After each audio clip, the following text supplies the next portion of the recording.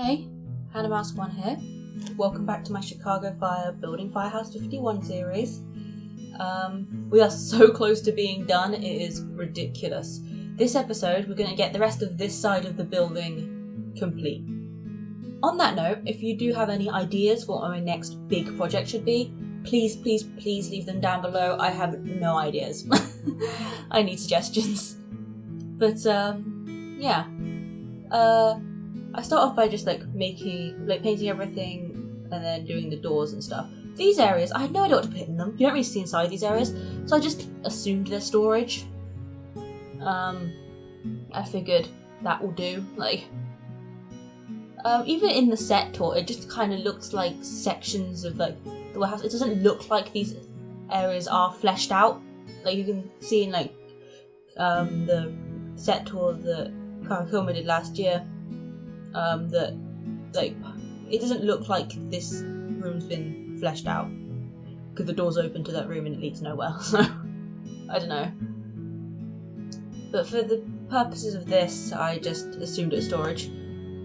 So yeah. I do 2 storage rooms and the blue office first. The blue office we do see inside of a bit. Mostly in the episode Hiding Not Seeking, I think it's called. Where Casey kind of holds up in there while Dawson and Brett are hiding from Cruz. But yeah, we get a couple shots in there. Of course, you also see the blue office in its girls' lounge form, but that's not really the version I was going for with this. I wanted it to be more the unused office room that it was. Because the girls' lounge lasts for all of 1 episode. So yeah. I make a chair to go into the blue office, which is one of those spinny chairs. This one. And then it's just kind of making it look like kind of messy and unused, so I just had some boxes lying around and stuff.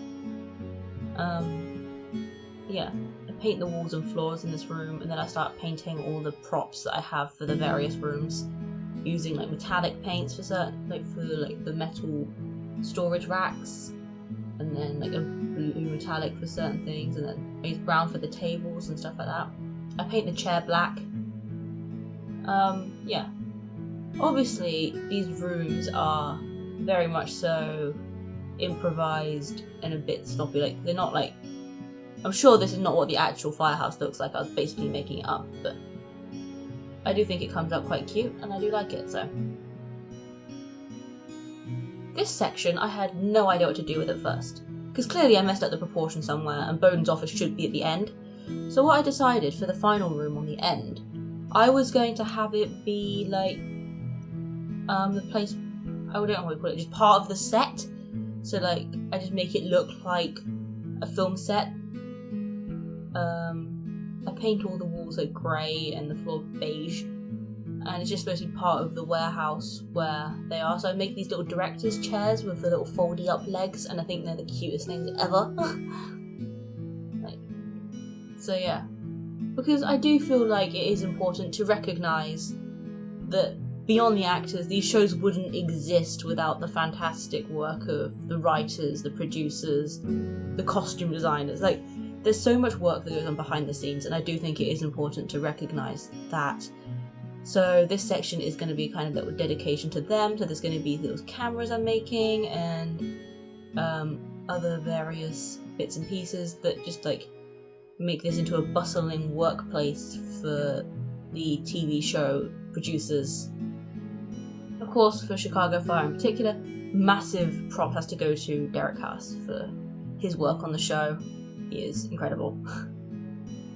So yeah, I make these little wooden slats that go across they're where the set was constructed, not as an actual building but as a set. There are these little bits that hold the walls up. Obviously that doesn't really make sense with this building, which clearly is very solid, but it does work in the sense that this is a camera crew backstage section, and I think it does add something, so I like that. So then I paint the cameras and all that, and I add in a little table. Yeah, I just paint all the metallic details on the chair legs and stuff like that, and then I start to stick everything in, carefully getting everything in place.